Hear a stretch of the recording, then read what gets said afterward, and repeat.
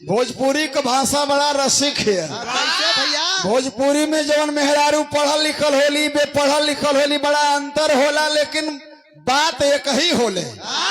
पढ़ल लिखल मेहरारू का मर्द बम्बई जाला तो मेहरारू फोन लगा के पूछेली कि काजी पहुंच गए हैं, तो पहुंच कहेला लोग। और उहे बे पढ़ल लिखल वाली बाड़ी तो वो तो नंबरो न जानत है कि उनको कौन नंबर है। छोटकी मोबाइल में जौन पहलवा हो नोकिया का 1600 का सेटवा चलल रहल, तो उना में कीड़ा पर तो कौआ पर तो गाड़ी पर नंबर सेट रहे सो।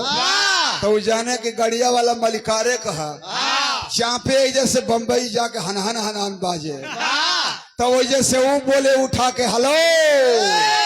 तो ये से भोजपुरी में वे पढ़ल लिखल हा मेहरारू कबो स्कूले ना गए तो वो का पूछत या पढ़ल लिखल पूछेली पहुंच गए हैं, अब वे पढ़ल लिखल पूछेली वही को उल्टा को चहूप गए हैं। तो मेरा लिहा लोग पहुंचा और हर से पढ़ा लोग चहूपा, तो ये पढ़ल लिखल वाली बोले। नंबर अपन दे दिया महाराज। नंबर तो वह है 9414।